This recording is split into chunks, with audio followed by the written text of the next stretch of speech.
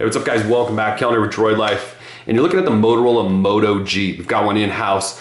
For those not familiar, this is Motorola's phone for emerging markets. Also should be a big player in the prepaid game as it drops in at an insanely low price. It starts at $179 for the 8 gig model, $199 for the 16 gig model. And when we say those prices, we're talking off contract here. We're talking full retail. So when you pay that price, you walk away with the phone. There's no contract, there's no service agreement. You actually have to buy the phone and then go find service. So you've kind of got one of the best deals, I would say, in the mobile industry right now. So Motorola is claiming it's kind of a high-end phone experience on a phone, obviously with a low-end price.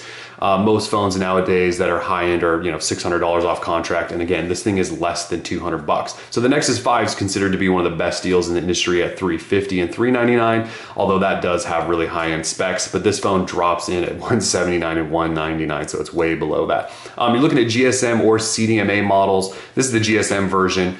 No LTE in either. So in order to cut costs, Motorola did have to take the LTE radio out. But since LTE is not everywhere in the world yet, and again, this for emerging markets, sort of a global phone, there's really no need to have LTE in there. But if you're gonna use it in the US, I would probably recommend the GSM version. You can get pretty good speeds, data speeds with HSBA Plus, not necessarily with CDMA. So in terms of specs, you're looking at a 1.2 gigahertz Qualcomm Snapdragon 400 processor, which is one of Qualcomm's newest processors. It's just not their most powerful, but you still should see great performance out of it. Looking at a 4.5 inch 720p HD display there, 8 gig or 16 gig of storage, depending on which you go with. No micro SD slots, 5 megapixel camera there, 2070 milliamp hour battery, so 2070 there. So not a bad battery size. Again, GSM, Bluetooth 4.0. It's 11.6 millimeters thick, so it's not the thinnest device on the market, but still not necessarily thick. Weighs 143 grams. So this is it. This is the phone. Again, it's available now in the US through Motorola's store, and it should be also available maybe for pre-order today in Amazon store. So you can pick this thing up now and have it probably within a couple of days. So again, it does look a lot like the Moto X. One of the cool things though, it doesn't have Moto Maker, which is the Moto X's sort of customization software, but these backs are removable and swappable. So it comes in black, but you can actually buy what they're calling shells for it, so you can actually change the color of the back, sort of almost customize it a little bit to your liking, a little bit like Motorola's done with the Moto X. So anyways, this is the phone right here. Let's rip this stuff off. Oh, in the box. I know we usually show you guys what's in the box here. There's just a micro USB cable. Not even have a power charger. I'm sorry, a power adapter. So you kind of have to provide that yourselves or just charge it in a computer. So let's boot it up and see what we've got here. I'm not really sure what to expect, to tell you the truth. Oh, so we've got the new Motorola boot animation. And I would imagine it's running at least Android 4.2. I should have that offhand. It does have a guaranteed update to KitKat coming. Motorola's already confirmed that. You can see there's a little bit of bezel around the outside edge there. It's not quite as small as, say, the Moto X or Nexus 5. And it's gonna want me to log in. Let me just see if I can jump right through. Let me go and enter Wi-Fi password. Pardon me real quick. And then we will look at some of the software. So we're logging into Wi-Fi. I don't have a SIM in here, so we shouldn't get that. Actually, let's just go ahead and skip all this. Yeah, skip.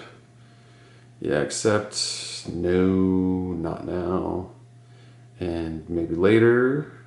And there we go. So let me adjust the brightness, crank that up. All right, so here it is. In terms of software, let me just go ahead and go confirm that it is running. Oh, it's running Android 4.3. I guess I probably should have known that. So you're already running 4.3. And it's got, like I said, it's got a guaranteed update to 4.4 coming. If you swipe through, it's going to be mostly stock Android, just like you've seen with the Moto X. It also has Moto Migrate and some of that other stuff that's been popular on there.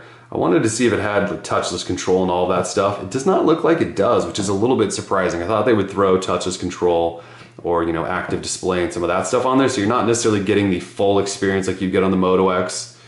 Definitely sort of lacking some of those really, really popular features. But overall, it's running pretty much stock Android. You can swipe up since it's got the on-screen navigation keys to get to Google Now. And since it's running 4.3, you're almost as current as it gets in terms of Android OS. We'll play with it more later and show you guys sort of sort of what we're looking at in terms of maybe a potential review down the road. The camera does look like it is the same as the Moto X though. Let's see if we can access it with this little gesture. Probably not. Probably doesn't have any of those extra sensors. No. So again, really low end. It doesn't have that sort of X8 computing platform that's in the Moto X. It also doesn't have, you know, any of that gesture stuff. So it is pretty bare bones, but definitely got some potential there. And here it is next to the Moto X actually. So if you set these side by side, you almost can't tell the difference. There's a microphone down there on the Moto X. And up top, you've got different placements for the front-facing cameras, but otherwise, they actually look quite similar. Now, when these were both on their way out, we wrote up a post about there being an international variant of the Moto X and a US variant, and we compared it to the speaker grills being on opposite sides. Looks like we were wrong in that report because this variant with the left speaker grill is actually the Moto G the entire time. So Motorola's clearly had this in the works for some time. You can see the design is a lot similar. The Moto G is a little bit fatter towards the bottom. I don't know if you can see that, but there's a much more tapered edge here on the Moto X than there is on the Moto G. So anyways, they are very similar in size though. So the Moto G feels, you know, just as good in hand as the Moto X, actually, because it has a little bit thicker of a bottom. It sort of sits in your palm, maybe even a little bit nicer, which is kind of cool. So anyways, it's just been a quick look, an unboxing, and a look sort of at the Moto G. Actually, before we go, I was going to see if I could figure out how to pop these backs off.